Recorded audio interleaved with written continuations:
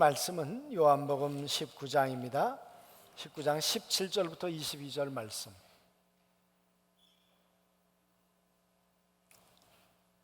요한복음 19장 17절부터 22절 말씀입니다.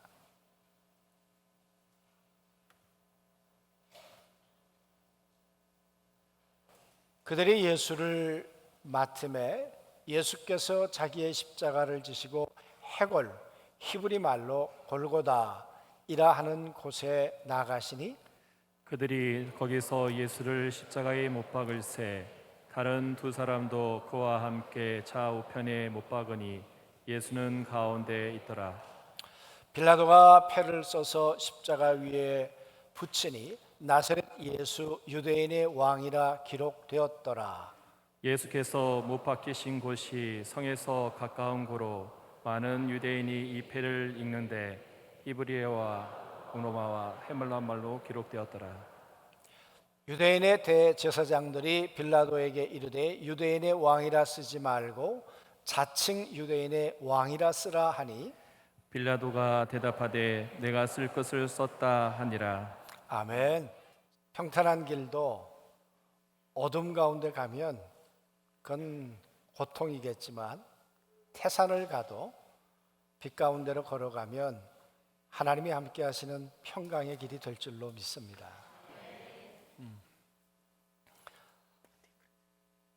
여러분, 오늘 예수님이 이제 재판을 끝내시고 그리고 3명의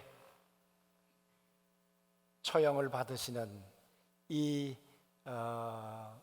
말하자면 이 죄인들 틈에서 예수님이 가운데 서시고 양쪽에 강도들이 있는 십자가의 처형을 골고다에서 받으셨습니다. 그때 그때 빌라도가 그 예수님의 십자가 위에다가 나사렛 예수 이렇게 썼습니다. 그랬더니 대제사장들과 유대인들이 잘못됐다는 거예요. 그렇게 쓰면 안 된다는 거예요. 뭐라고 얘기를 하는가 하면 자칭 예수라고 쓰라고. 여러분, 본디오 빌라도가 썼는데 유대인들이 잘못됐다 자칭이라고 써라 그 말 하는 것도 어쩌면 쉽지는 않았을 수도 있다 그 말이에요. 얼마나 지금 분위기가 험악한 상황입니까? 빌라도가 썼는데 그냥 내버려 두지 가서 그걸 꼭 자칭이란 말을 써야 되겠는가 그 말이에요. 우리 개역 개정에는 명확하게 드러나지 않습니다. 그러나 헬라어로 보면 빌라도가 이렇게 썼어요. 나사렛 유대인의 왕 예수. 그래서 유대인의 왕 예수란 말을 할 때 그 유대인의 그 왕이라고 정관사가 들어가 있어요. 그런데 자칭 유대인의 왕이라고 쓰십시오라고 얘기할 때는 정관사가 없습니다. 여러분, 있는 것과 없는 것에 무슨 차이가 있을까요? 우리 말에는 그런 것들이 많이 생략되어 있습니다. 노인과 바다. 그러면 많은 노인들과 그냥 많은 바다입니까? 그런데 원래 제목은 그 바다와 그 노인이지요. 그 노인이 나가서 고기를 잡던 그 바다 이야기라 그 말이에요. 그랬던 것처럼 정관사가 있는 것과 없는 것은 차이가 있다. 우리 지난번 우리 이영길 목사님 오셔서 말씀 전할 때도 그 얘기를 해주셨어요. 오늘 이야기도 마찬가지가 되겠습니다. 여러분, 그 유대인의 그 왕이란 말은 그 하나님의 선민인 유대인들이 왕이라고 이야기하는 바로 그 예수를 내가 십자가에 못 박았다. 그 예수가 십자가에서 돌아가셨다. 빌라도가 그렇게 썼단 말이에요. 그랬더니 유대인들과 대제사장들이 하는 말이 저 예수는 우리의 왕이 아닙니다. 우리 유대인들에게 그 왕이 아닙니다. 그냥 왕일 뿐입니다. 그러니까 예수는 이 세상의 가이사가 황제이고 왕인데 그 가이사와 황제를 향해서 내가 왕이라니까 이렇게 얘기를 하는 거니까 마땅히 당신이 죽여야 옳은 거라는 거예요. 그래서 예수를 죽여서 이 땅에서 없애버리고 싶었던 거죠. 여러분, 뭐 그렇게 강력하게 부인할 거 있습니까? 뭐 그렇게 말 한마디 가지고 싸울 거 있습니까?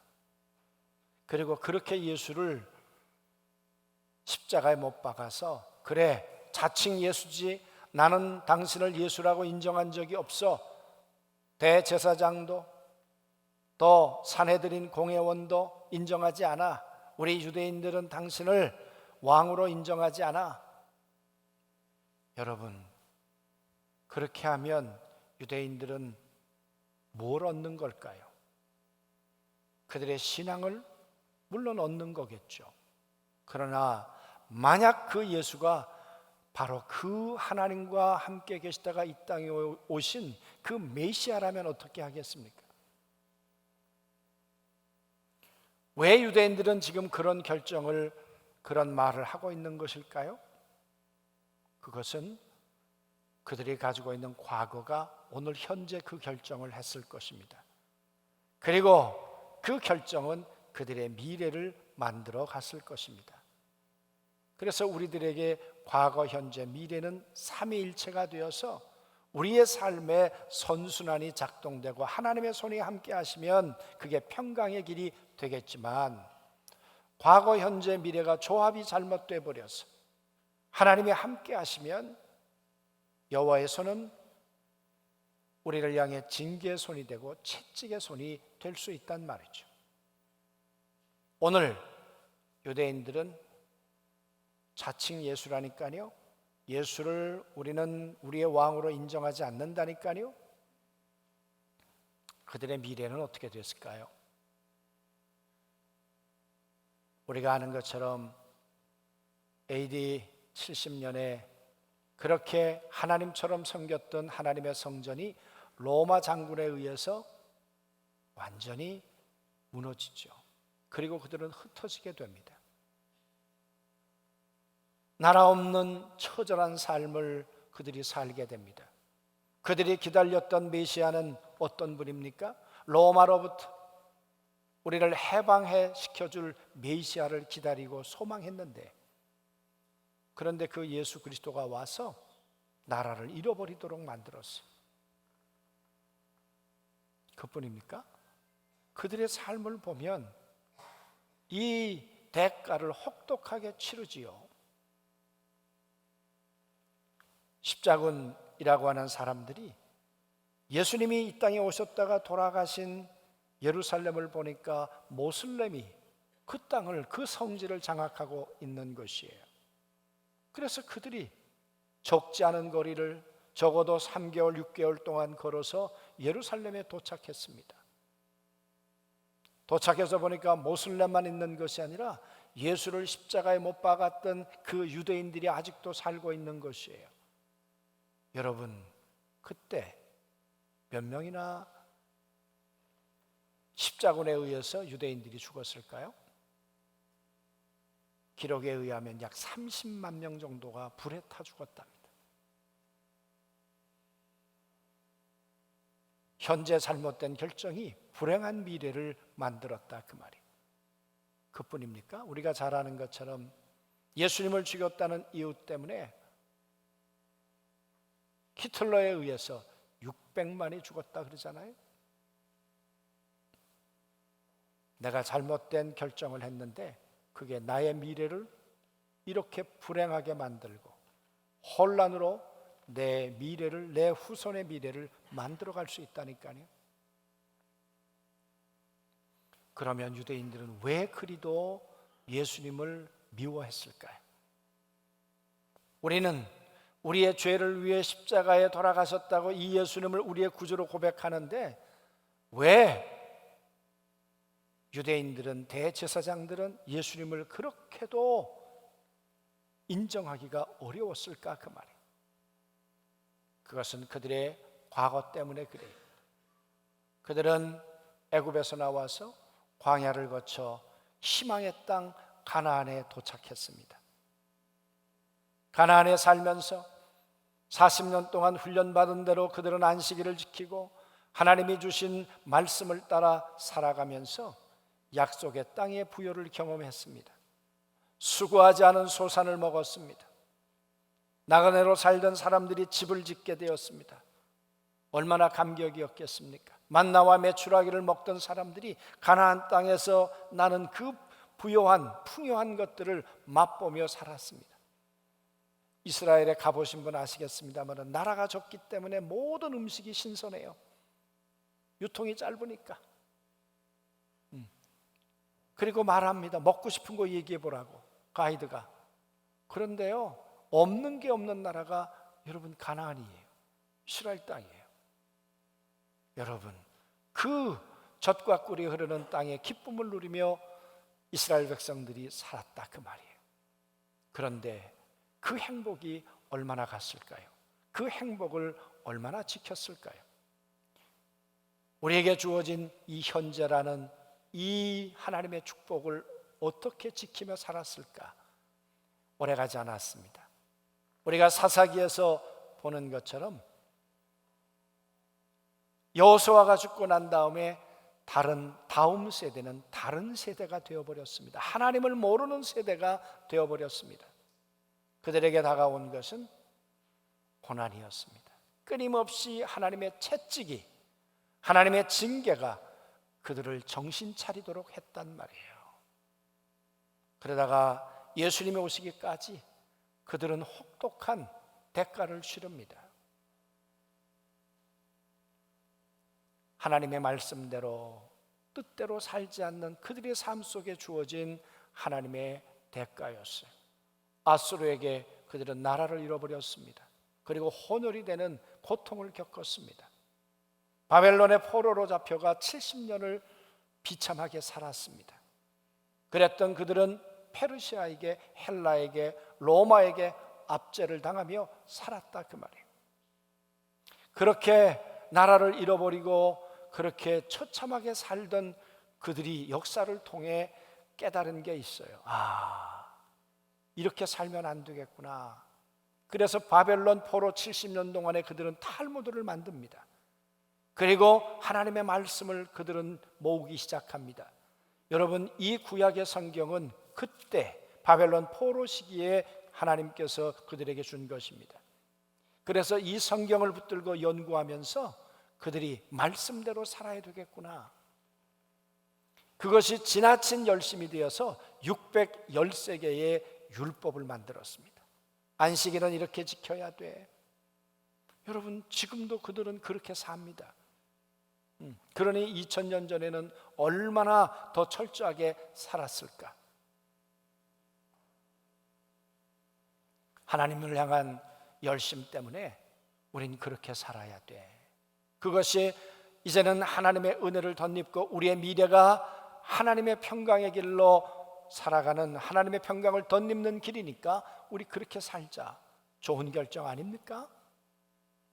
그리고 그들은 성경을 연구하다가 메시아가 우리를 향해 오시면 우리를 이 가난과 압제와 이 고통으로부터 우리를 해방시켜 주신다고 약속해 주고 계시구나. 그래서 그들은 메시아를 기다렸습니다.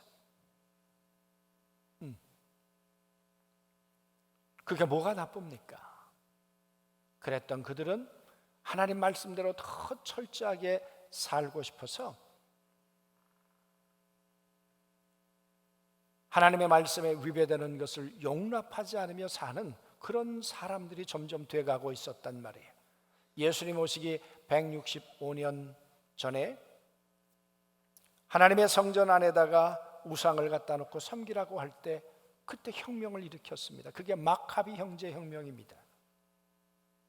그런 백성들이었습니다. 믿음을 지키기 위해서, 하나님 말씀을 지키기 위해서 그때 분파가 생겨났죠. 사마리아와 바리새인들이. 사마리아는 이 사두개인들은 모세 오경을 철저하게 지키는 사람들이고, 바리새인들은 모세 오경에다가 하나님이 구전을 통해 주셨던 장로들의 유전까지를 전통으로 지켰습니다. 그러나 이들은 철저하게 말씀대로 율법을 따라 안식일을 지키며 살려고 했고, 그리고 유대인이라는 정체성을 확보하기 위해서 하나님의 성전을 생명처럼 지켰다, 그 말이에요. 그런데 예수님이 이 땅에 오셨어요. 젊은 예수가 와가지고 한 게 뭡니까? 성전을 헐어라. 3일 만에 다시 내가 세우겠다. 안식일 날 눈먼저를 고치는 거예요. 아니, 우리는 하나님을 섬기기 위해서, 하나님의 은혜를 덧입기 위해서 우리는 안식일을 이렇게 지키는데, 하나님의 성전을 이렇게 생명처럼 귀하게 여기는데, 아니 젊디 젊은 친구가 와가지고 성전을 헐라고 팔을 떠는 거죠. 용납이 안 되는 거죠. 그러니 바리새인들과 서기관들과 사두개인들이 가만두겠습니까? 저 예수를 죽여야 돼. 우리는 저 예수를 우리의 왕이라고 인정 못해 자칭 유대인의 왕이라고 했지, 우리의 입으로 그를 예수라고 말할 수 없어. 여러분, 그들의 과거가 걸림돌이 되었어요. 그들의 열심이 걸림돌이 되었어요. 예수 그리스도가 하나님이 보내신 메시아가 눈앞에 왔지만, 그러나 우리가 생각하는 예수가 아니야. 우리가 생각하는 예수는 이 로마 압제로부터 우리를 구원해내는 메시아여야 돼. 그래서 사도행전 1장에 보면 예수님 승천하시기 바로 며칠 전에도 제자들은 그 질문을 하잖아요. 이스라엘 나라의 회복이 이때입니까? 그들이 기대했던 메시아는 온 인류를 구하기 위해서 십자가에 돌아가신 예수가 아니에요. 우리의 고난과 이 압박과 서름으로부터, 이 로마로부터 우리를 구원해 줄 메시아를 기다리고 있었던 거죠. 그런데 우리가 생각하는 예수가 아닌 거예요. 여러분, 이스라엘 백성들이 가지고 있던 과거는 자기가 생각하는 메시아를 만들었어요. 자기가 기대하는 틀을 만들었어요. 그 틀을 가지고 아니라고 예수를 거부해버리고 예수를 십자가에 버렸어요. 과거가 오늘 현재 내 모습을 지배했어요. 그리고 현재가 말씀드렸던 것처럼 그렇게 그들의 미래를 만들어 갔어요. 십자가 전쟁 때 유대인에 의해서, 아니 독일 사람들에 의해서, 히틀러에 의해서 그렇게 학살을 당하는 그 비참한 역사를 악순환으로 가지게 되었다, 그 말이에요. 사랑하는 성도 여러분, 이 문제를 어떻게 해결하면 되겠습니까?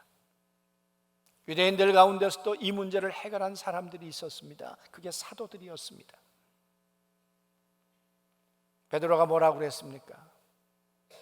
성령이 임하고 난 다음에 베드로는 모여있는 유대인들에게 이렇게 말했습니다. 너희가 십자가에 못 박은 예수, 너희의 결정에 의해서 자칭 유대인의 왕이라고 얘기했던 바로 그 예수가 죽었다가 3일 만에 살아나셨다. 하나님께서 그를 다시 살려내셨다. 그리고 하나님 보좌 우편에 앉혀주셨는데 그 예수 그리스도가 오른손에 성령을 받아 우리에게 부어주셨다. 그분이 살아계신다.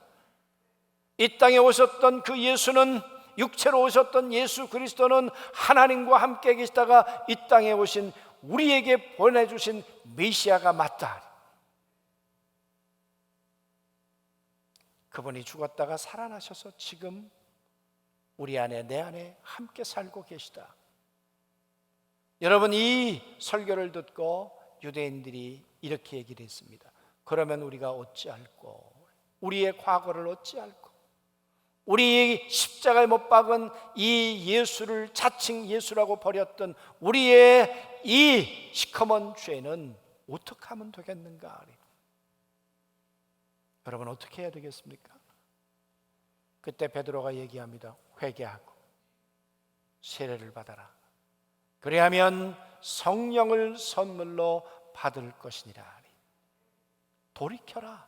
너희의 생각을, 너희가 가지고 있었던 과거의 그 틀들을, 그 프레임을 아니라니까. 하나님과 함께 계시다가 이 땅에 오신 하나님의 아들이 맞다니까.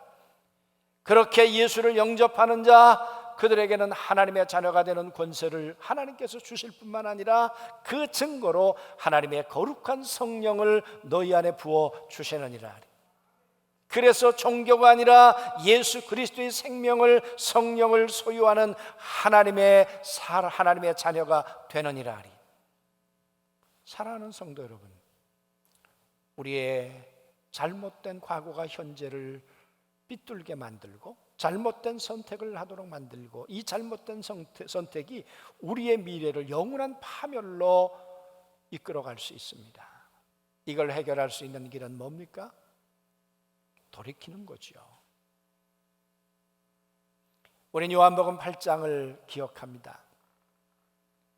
유대인들은 3번의 큰 절기를 지키는데 그 절기는 마지막 절기였습니다. 하나님께서 주셨던 그 많은 열매들을 가지고 하나님 앞에 이제 제사를 드리는 절기이지요. 수장절이라고도 하고 장막절이라고도 하지요. 그 장막절 절기를 지키면서 그들은 철저하게 하나님과 사람 앞에 지었던 과거의 죄를 해결합니다. 왜냐하면 하나님 앞에 의로워져야 하나님 앞에 비를 달라고 구할 수 있으니까, 비가 와야 다시 농사를 지을 수 있으니까. 그래서 그들은 대속죄일 기간을 그 기간에 맞이하게 됩니다. 그 기간 동안에 하나님과 사람 앞에 지은 죄를 해결하고 하늘문을 열어달라고 그렇게 기도하지요. 그런 절기의 마지막 날은 온 성전을 불로 밝히면서 불의 축제를 벌이는 거죠. 우리가 어둠에서 빛 가운데로 나왔습니다. 우리의 과거는 어둠이었지만 지금은 광명입니다. 빛 가운데 살아갈 수 있습니다. 이제 우리는 의로운 하나님의 자녀가 되었기 때문에 하늘을 향해 기도하면 하나님은 하늘을 열고 비를 주실 것입니다.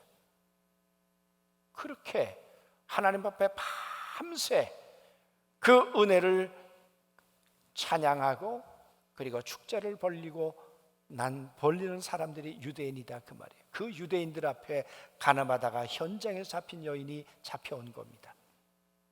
그들을 향해 예수님이 말씀하시는 거죠.